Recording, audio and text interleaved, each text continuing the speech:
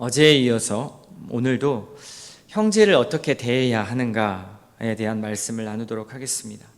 지난번에도 고린도전서 5장을 통해서 교회 안에 음행한 자에 대해서 우리가 어떻게 그 문제를 다뤄야 할 것인가에 대한 말씀을 나눈 적이 있습니다. 오늘 본문도 그와 같은 맥락의 말씀입니다. 형제가 죄를 범하면 어떻게 할 것인가? 사실 이런 본문은 자기 자신에게만 깊이 천착한 사람들은 사실 잘 와닿지 않는 본문일 수 있습니다. 지금 내 죄 하나도 해결 못하는데 다른 사람의 죄를 내가 어떻게 신경 쓰고 있나? 다른 사람의 죄가 나와 그렇게 큰 관련이 있나? 라는 그런 생각이 들기 때문에 그렇습니다.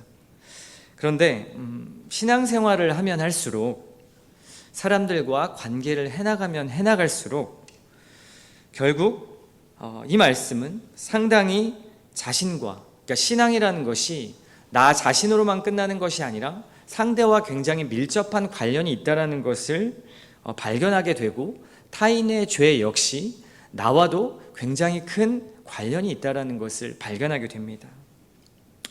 이 원리가 무너지면 그리스도의 몸인 교회가 다시 갈기갈기 찢기는 아픔들을 겪을 수밖에 없습니다. 그리고 결국 신앙이라는 것은 나 자신과 그리고 우리 가정 정도의 범위의 문제가 아니라 나를 뛰어넘어서, 우리 가정을 뛰어넘어서 우리 교회 안의 형제 자매, 그리고 더 나아가서는 온 우주의 문제라는 것을 우리는 알 수 있습니다.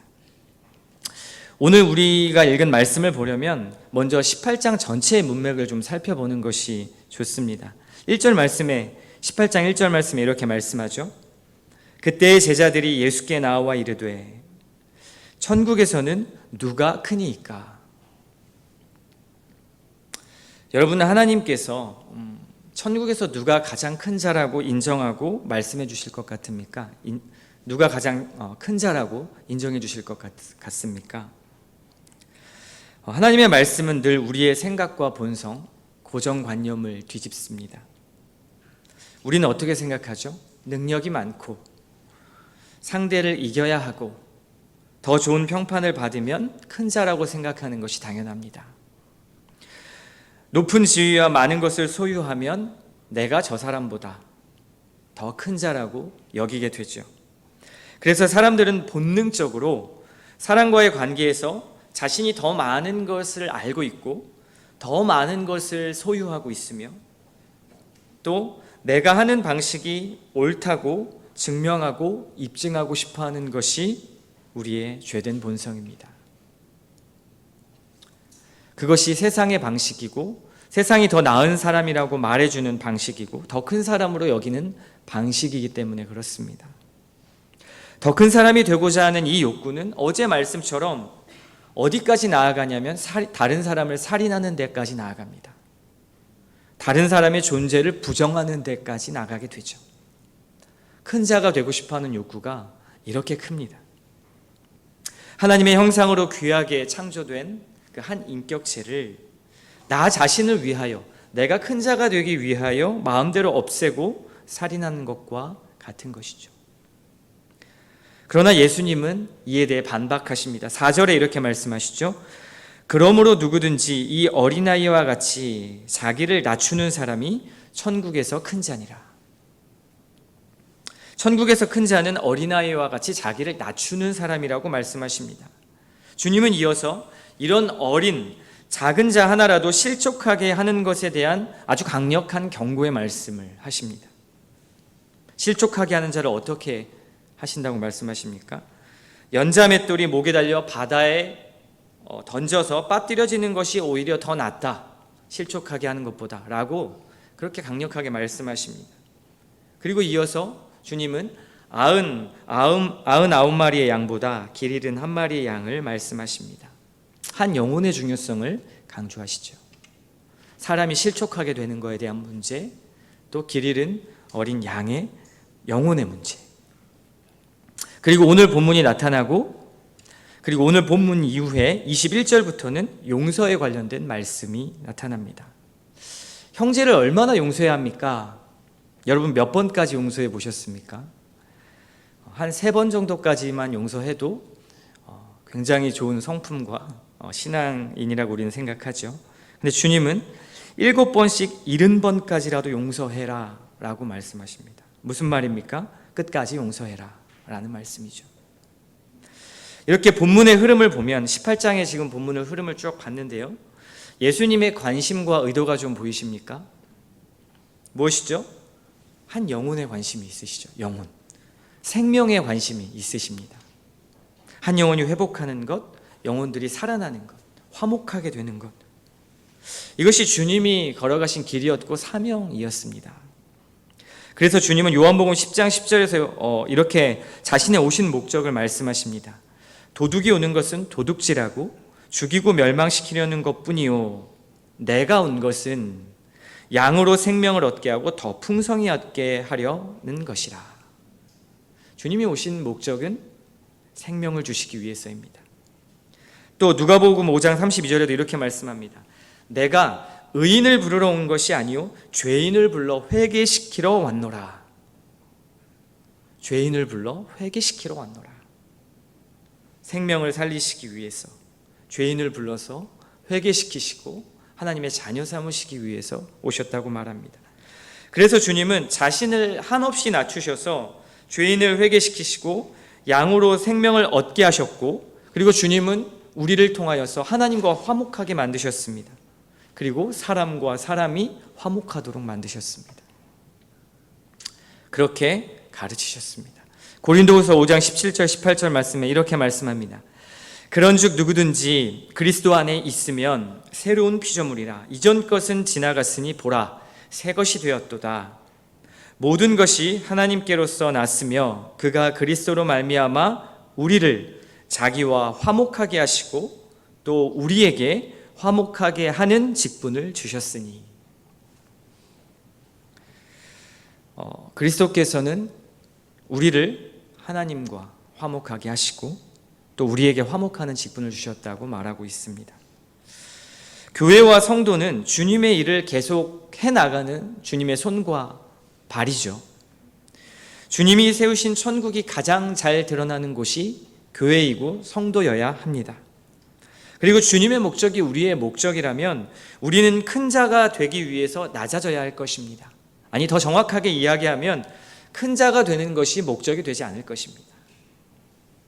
형제 자매와의 관계, 사람과의 관계에서도 늘 평화를 맺도록 노력할 것이고, 나 자신에게만 집중하는 것이 아니라 늘 자신을 낮추면서 상대의 아픔과 상대의 삶의 맥락을 좀 더 헤아리기를 원하는 그런 겸손한 태도가 될 것입니다. 오늘 말씀은 이런 맥락 속에서 읽어야 합니다. 오늘 본문은 예수님께서 회개하고 돌아오는 죄인에게 용서를 선포하셨듯이 교회도 그렇게 할 수 있고 해야 한다라고 말씀하고 있는 것입니다. 이런 점에서 주님은 교회라는 곳은 내고 푸는 권세가 있다라고 18절에 말씀합니다. 18절 말씀 보실까요? 진실로 너희에게 이르노니 무엇이든지 너희가 땅에서 매면 하늘에서도 매일 것이요 무엇이든지 땅에서도 풀면 하늘에서도 풀리리라. 여기 복음서에서 나타나는 교회라는 단어가 있는데요, 교회라는 이 에클레시아라는 단어는 베드로에게 천국 열쇠를 주는 본문과 그게 마태복음 16장 18절에 나타나거든요. 그 말씀과 오늘 방금 읽었던 18절 바로 전에 17절 본문에만 교회라는 단어가 나타납니다. 에클레시아라는 단어이죠. 그 17절에 에클레시아라는 단어가 나오고 18절에 매고 푸는 이야기가 나옵니다. 이 말씀을 근거로 매는 것과 매는 것과 푸는 것은 교회를 통해서 나타난다라는 것으로 이해를 할 수 있습니다. 그러니까 매고 푼다는 의미가 뭘까요? 매는 것은 어떤 사람을 죄인으로 징계를 하는 것이고 푸는 것은 그의 죄를 용서하는 것이라 정의할 수 있습니다.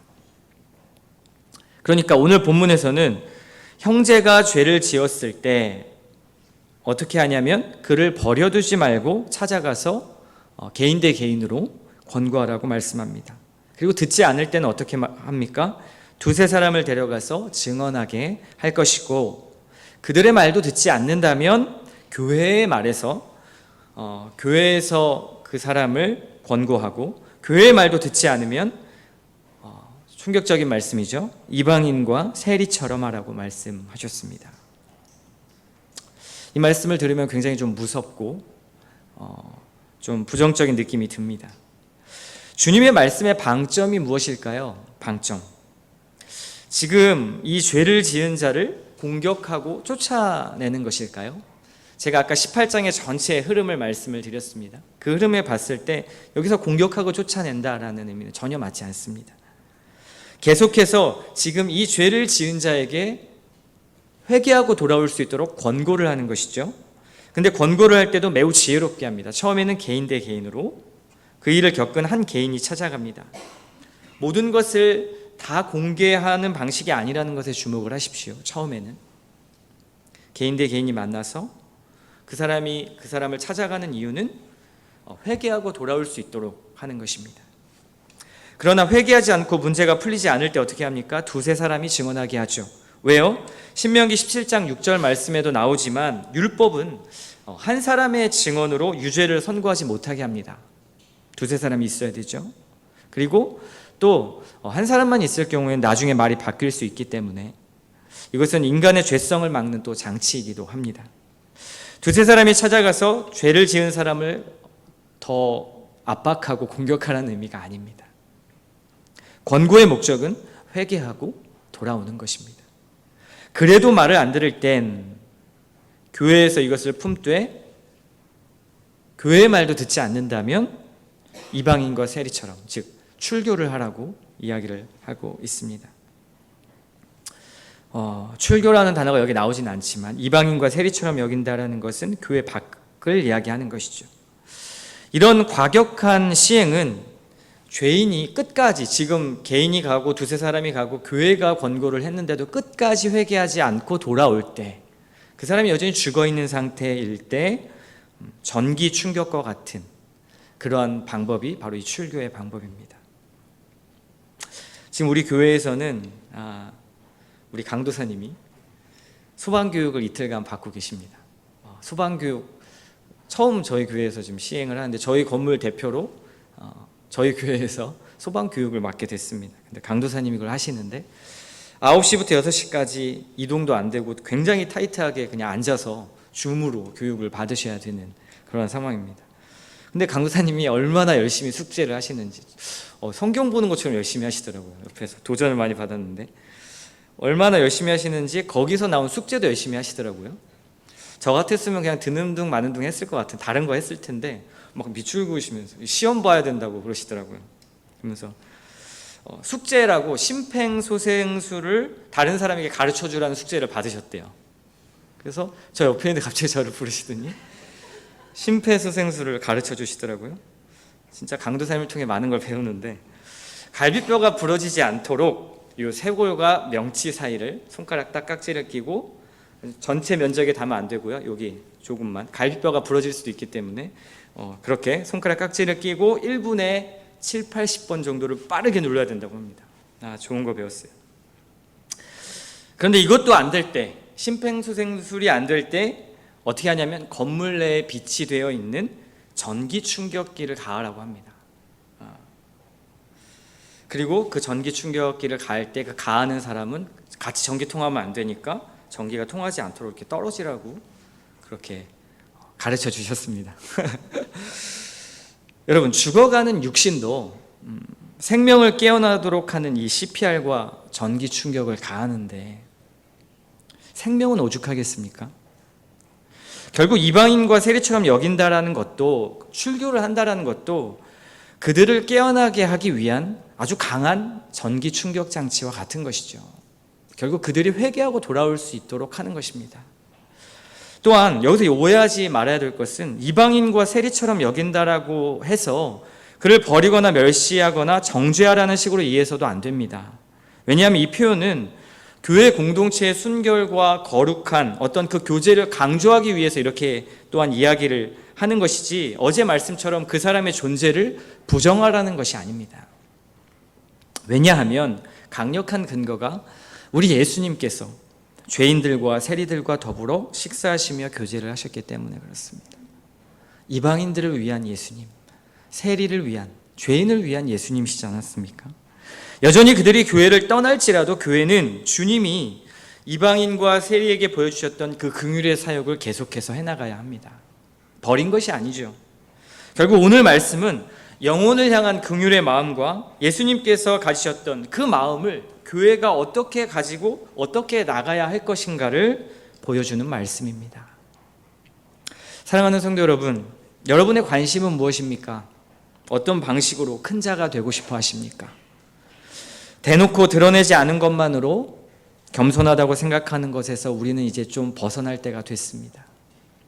모든 것을 다 받아주고 품어주는 것만이 사랑이 아니라는 것도 알아야 합니다. 죄가 죄라는 것을 긍휼의 마음으로 상대가 수치스럽거나 부끄럽지 않은 방식으로 알게 하고 회개하도록 도와주는 것이 우리에게 필요합니다. 더 나아가서 더 중요한 것은 내가 나의 죄를 인정할 줄 아는 것이 중요합니다. 내가 죄인이라는 것, 나 같은 죄인 살리신이라는 찬양 우리 아까 했잖아요. 나는 의인이고 너는 죄인이야 라는 태도로 아까 말씀했던 묻고 푸는 권세를 오용해서는 안 됩니다. 그렇기에 오늘 본문을 근거로 교회 역사 가운데 굉장히 많은 분란들이 일어났었죠. 죄를 함부로 정죄하고 출교시키고 존재를 부정하는 일들이 일어났었습니다. 여러분도 한 사람이 이해가 되지 않고 또 도저히 용서가 되지 않는 사람들이 여러분 주위에 있을 것입니다. 그때 우리는 상대의 영혼을 위해서 죄를 권면하는 방법보다는 나의 옳음을 입증하고 싶고 나의 억울함을 풀고 싶은 것이 우리의 마음이라는 것을 우리의 자신을 돌아보면 잘 보게 됩니다. 잘 말해서 풀고 그리고 화목하고 싶어서 그 사람에게 대화를 청했는데 대화를 하다 보면 어떻습니까? 그 사람이 그 죄를 인정을 안 하는 것이죠. 그러다 보면 괘씸하고 내 자존심 누르고 내가 한 발 물러서서 먼저 손을 내밀었는데도 불구하고 아직 너가 네 죄를 모르는구나, 여전히 뻔뻔하구나, 그런 마음이 우리에게 들 때가 많습니다. 오히려 권면하러 갔다가 더 싸우는 경우도 있습니다. 왜요? 나에게 집중이 되어 있기 때문에 그렇습니다. 여전히 내가 더 큰 자라는 인식이 있기 때문에 그렇죠. 상대의 삶의 맥락을 조금만 더 이해하고 받아들인다면, 그리고 상대의 말과 상대의 어떤 상황과 환경을 좀 더 우리가 돌아볼 수 있을 때 우리는 그 사람이 나에게 주는 상처 주는 말과 감정의 온도에 쉽게 흔들리지 않을 수 있을 것입니다. 부부싸움이 그런 것 같아요. 부부싸움.